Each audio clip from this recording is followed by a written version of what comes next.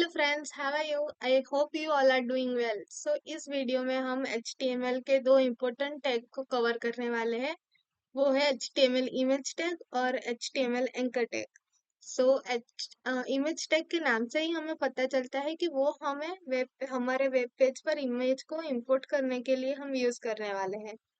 तो देखेंगे हम इमेज टैग क्या होता है, उसका यूज कैसे करते हैं, एंकर टैग क्या होता है और उसका भी यूज कैसे करते हैं। So what is image tag? Image tag is used to embed image in web page। जैसे कि हमने देखा कि हमारे वेब पेज में हमें इमेज को एम्बेड करने के लिए हम इमेज टैग का यूज करते हैं। Image tag self closing tag है। सेल्फ क्लोजिंग टैग क्या होता है, हम कैसे यूज करते हैं और कौन कौन से सेल्फ क्लोजिंग टैग है वो हमने अगले वीडियो में कवर कर दिया है। तो आपको अगर नहीं पता तो वो वीडियो जरूर से देखिए। ये इमेज टैग का एग्जाम्पल है और ये कुछ इमेज टैग के एट्रीब्यूट्स है। और सबसे मेन एट्रीब्यूट इमेज टैग का है SRC। SRC एट्रीब्यूट में हम इमेज हमारी इमेज का जो पाथ है वो हम इंक्लूड करते हैं। हमारी इमेज किसी भी फोल्डर में है तो उस फोल्डर टू फोल्डर हमारा जो पाथ होता है वो हम SRC में लिखते हैं। अल्टर एट्रीब्यूट का यूज क्या है, जब भी हमारी इमेज किसी भी इश्यू के कारण इन एनी केसेस लोड नहीं होती या नहीं दिखती, तब हम अल्टर एट्रीब्यूट में जो भी टेक्स्ट लिखते हैं वो हमें इमेज की जगह पर शो होते हैं। विड्थ की हेल्प से हम इमेज को विड्थ दे सकते हैं, हाइट दे सकते हैं।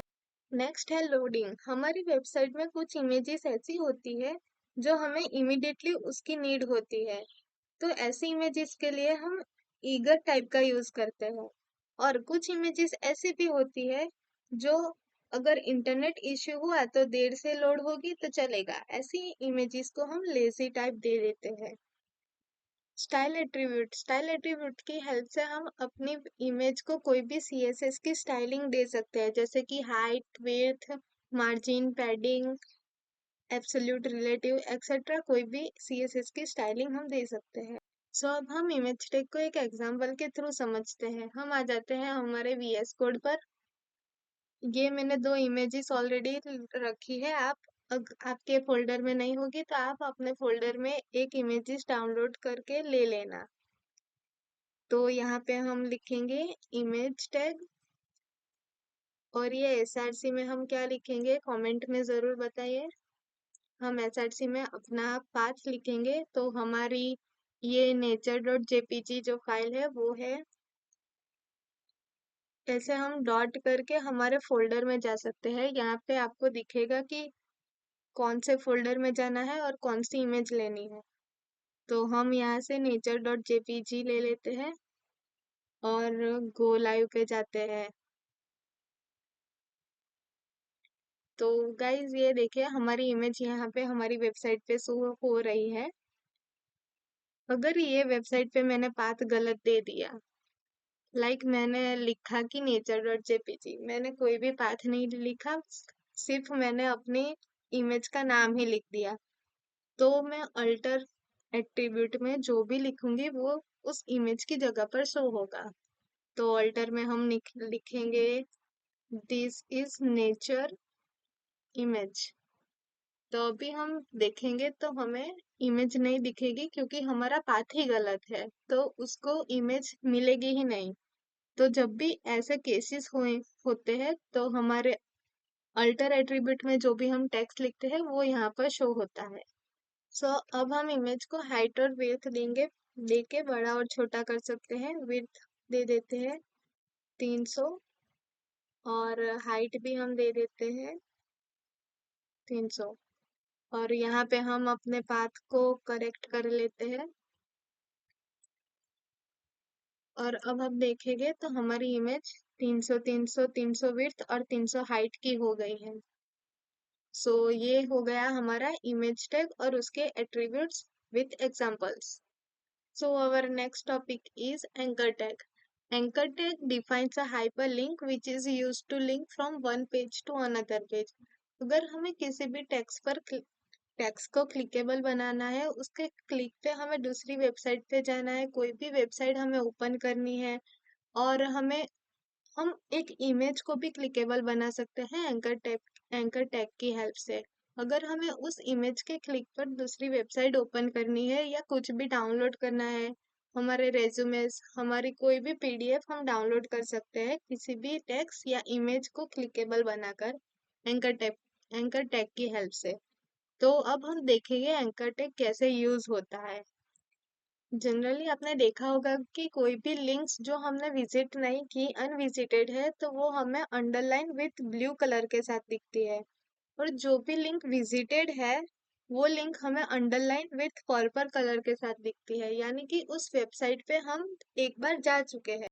और जो एक्टिव लिंक है वो हमें अंडरलाइन विथ रेड कलर के साथ साथ दिखती है, यानी कि जब भी हम उस हाइपरटेक्स्ट पर क्लिक करते हैं उस टाइम हमें वो रेड कलर से दिखता है।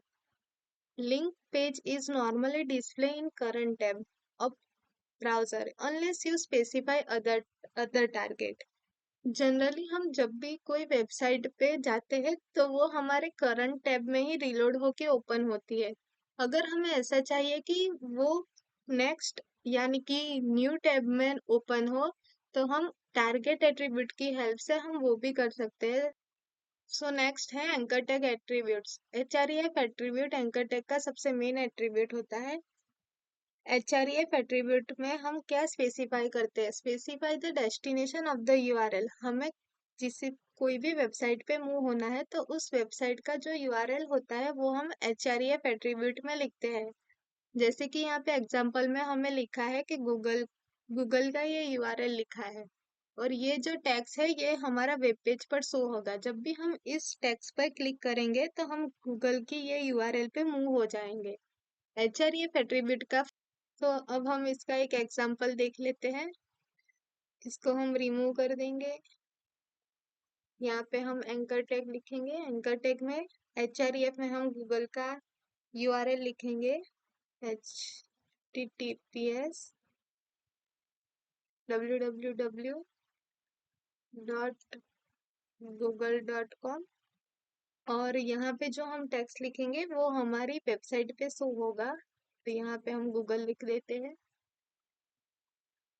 ये देखो, जब भी हम इस पर गूगल पर जाएंगे तो हम गूगल की वेबसाइट पे मूव हो गए। इसका और एक एग्जांपल हम लेके देखेंगे। हम लेंगे हमारी कंपनी की वेबसाइट जिस पे हम मूव होंगे। यहाँ से हम कॉपी कर लेते हैं वेबसाइट की यूआरएल। वेबसाइट पे जाते हैं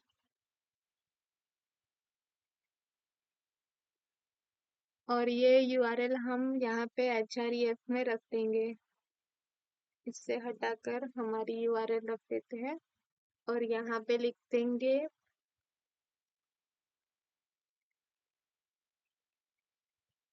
परम ग्रुप ऑफ कंपनीज।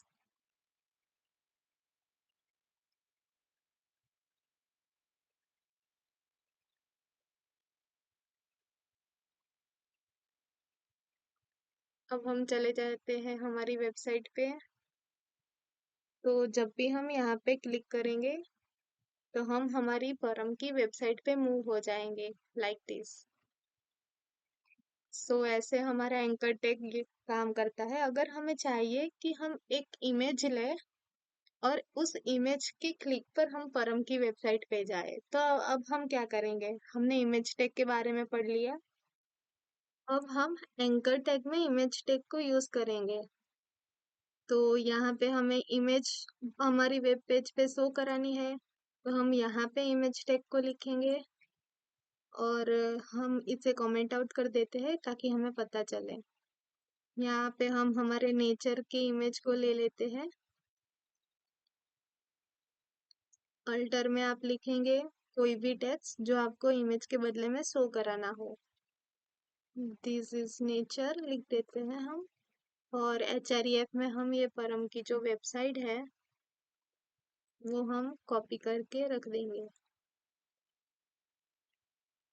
तो अब हम इस इमेज को क्लिकेबल बना चुके हैं और इस इमेज पर जब भी हम क्लिक करेंगे तो हम अपनी फर्म की वेबसाइट पे मूव हो जाएंगे।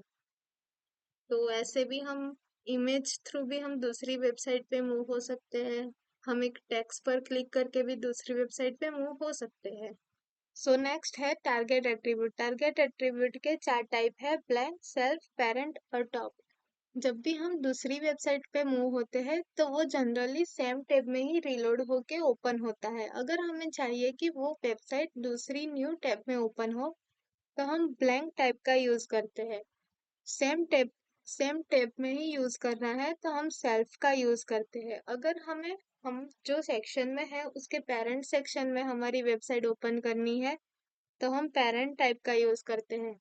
अगर हमें चाहिए कि हमारी वेबसाइट जब भी ओपन हो तो वो वेबसाइट के टॉप टॉप का जो सेक्शन है उस पे ही ओपन हो तो हम टॉप का यूज करते हैं। तो इसके हम एग्जांपल देख लेते हैं।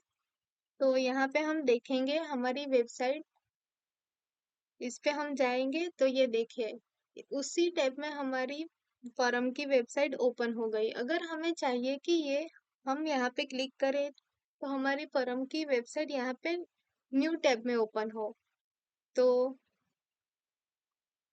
हम यहाँ टारगेट एट्रीब्यूट का यूज करेंगे और उसकी वैल्यू दे देंगे ब्लैंक। इसको रिफ्रेश कर लेते हैं। अभी देखिए जब भी हम यहाँ से क्लिक करेंगे तो हमारी वेबसाइट दूसरे टैब में खुलेगी। सो बाय डिफॉल्ट हमारी वेबसाइट उसी टैब में ओपन होती है तो हमें सेल्फ टाइप यूज करने की जरूरत नहीं पड़ती। अगर आपको करना है तो आप सेल्फ टाइप का यूज कर सकते हैं। इसी तरह हमारा पेरेंट टाइप और टॉप टाइप भी वर्क करता है। आपको ये होमवर्क में करना है और अगर कोई भी डाउट हो तो कमेंट सेक्शन में बता देना है। वैसे तो हम ये पेरेंट और टॉप का ज्यादातर यूज नहीं करते, हमारी वेबसाइट सेम टैब में ही खुलती है तो हम सेल्फ टाइप का भी इतना ज्यादा यूज नहीं करते, हम सिर्फ ब्लैंक का ही यूज करते हैं। सो नेक्स्ट है type. Type tells the browser what kind of file the link will be open, like PDF, video, web page. अगर हमें पीडीएफ में ओपन करना है तो हमें टाइप देना पड़ेगा डॉट पीडीएफ से, और अगर वीडियो है तो हमें उसको बताना होगा कि इसको डॉट MP4 टाइप में ओपन करना है। अगर कोई वेब पेज हमें ओपन करना है तो उसको बताना पड़ेगा कि डॉट HTML है उसका टाइप। उसको हम एक एग्जांपल के थ्रू समझते हैं। यहाँ पे हमने एंकर टैग ले लिया और यहाँ पे हम HREF में अपने PDF के पाथ को लिख देंगे। आपके फोल्डर में एक PDF होनी जरूरी है, मैंने पहले से ही अपने फोल्डर में एक PDF ले ली है। यहाँ पे हम लिखेंगे ओपन PDF और हम टाइप एट्रीब्यूट का यूज करके उसको बता देंगे कि ये PDF के फॉर्म में है, application/PDF।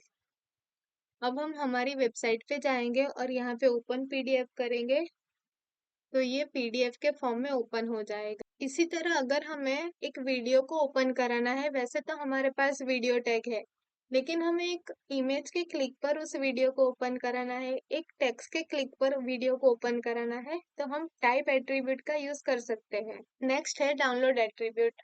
मान लीजिए आप एक पोर्टफोलियो वेबसाइट बना रहे हैं, उसमें आपने लिख दिया डाउनलोड रेज्यूमे, तो आप उस टेक्स्ट पे जब भी क्लिक करेंगे तो आपका रेज्यूमे डाउनलोड हो जाएगा। तो वो कैसे होगा? वो डाउनलोड एट्रीब्यूट की हेल्प से होगा। यहाँ पे HREF में हम उस फाइल का जो भी पाथ होगा वो हम रख देंगे और डाउनलोड में हम उसको बता देंगे कि ये डॉट PDF से हमें डाउनलोड करना है। तो अब हम उसको भी एक एग्जांपल के थ्रू समझ लेते हैं। यहाँ पे हम एंकर टैग का यूज करके HREF में अपने PDF का पाथ लिख लेंगे और डाउनलोड एट्रीब्यूट का यूज करेंगे। यहाँ पे लिख लेंगे notes.pdf। यहाँ पे डाउनलोड माई PDF और हम चले जाएंगे हमारी वेबसाइट पे। यहाँ पे हम ब्रेक टैग का यूज करके उसको न्यू लाइन में ले लेंगे और जब भी हम इस टेक्स्ट पे क्लिक करेंगे तो हमारी जो PDF है वो डाउनलोड होने लग जाएगी। ये देखो हमारी नोट्स की जो PDF थी, हमने डाउनलोड एट्रीब्यूट में जो भी नाम लिखा था उस नाम से हमारी PDF डाउनलोड हो गई है। तो ये थे हमारे एंकर टैग के सभी एट्रीब्यूट। सो इस वीडियो में इतना ही गाइस। अगर आपको ये वीडियो अच्छा लगा हो तो प्लीज लाइक करें और अपने सभी फ्रेंड्स के साथ शेयर करें। Thank you.